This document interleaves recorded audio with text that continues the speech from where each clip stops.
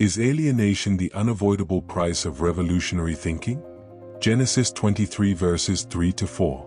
And Abraham arose from before his dead, and he spoke to the sons of Heth, saying, I am a stranger and an inhabitant with you. Give me burial property with you, so that I may bury my dead from before me. Abraham the outsider. When Sarah dies, Abraham wants to buy a burial site from the sons of Heth. The purchase of ha-Makhpelah is portrayed as a gloomy affair in which Abraham has to beg in order to bury his dead. Here we can see how much Abraham must have felt an outsider in Canaan. He saw himself as a hired worker and resident, terms reserved for reference to the lowest echelons of society, as is seen in the following scripture.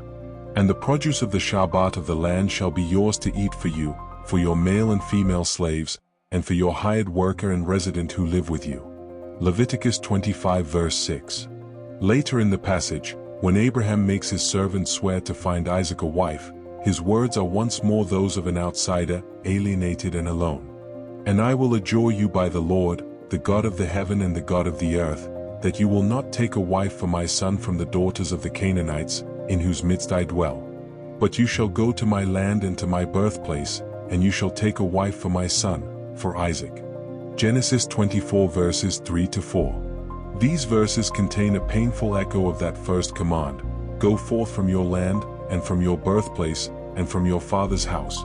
Genesis 12 verse 1. Abraham, who had left his childhood home without hesitation, considers Haran his birthplace. He wants to make contact with his roots and introduce Isaac to a woman from his father's house. It seems that Abraham's life story is built upon tragic foundations. He spends his years wandering from place to place and fails to strike new and enduring roots in the promised land. Abraham carries the monotheistic message with him on an unceasing journey, and everywhere he remains an alienated stranger. In his heart he pines for his original home. The sages tell us that one's home refers to one's wife.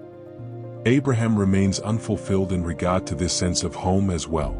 Sarah accompanies him in his wanderings, but she never manages to establish a calm and stable household.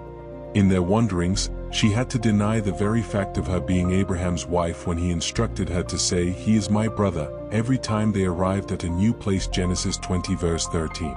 Sarah is never granted a place of her own. It is only in her death that she finally gets her own plot of land, a burial plot. This situation gives rise to a question. Why was the first believer condemned to perpetual wandering, to living his life as an outsider? Is alienation the unavoidable price of revolutionary thinking? The feeling of being at home. This is an example of the pulse of life, the ever-repeating rhythm that underlies a place of permanence, a home. The pattern returns, and the regular and predictable order lends people a feeling of belonging and comfort. It is this familiar rhythm that makes us feel at home. That feeling, founded upon cyclical recurrence, constitutes the basis and starting point of a person's life. The divine commandment of "go forth" robbed Abraham of precisely this feeling. The feeling of being at home protects people from its terrible alternative, a world of alienation and the life of an outsider, but it may also prevent openness toward others. Someone who is shackled to his home will find it difficult to adjust to new surroundings. This was Abraham's advantage. He was a dweller of tents. A house is strong and permanent, but its walls are difficult to penetrate. A tent is temporary but also wide open and inviting to passers-by. Abraham lacked a permanent dwelling, but he did not lack an identity. Knowledge of God and awareness of the memory of his homeland were Abraham's inner compass. He had the memory of the past to hold on to, and a divine purpose to aspire to. The ability to spread God's message demands inner strength combined with warm openness to those outside. Abraham combined these two qualities, and they allowed him to carry the message of loving kindness into the world. Glory be to God. Thanks for watching. If you find this video helpful, please subscribe to encourage us so that we can continue to spread the good news of the kingdom. Remember also to hit the notification button to continue receiving the enlightening biblical insights. See you in the next video.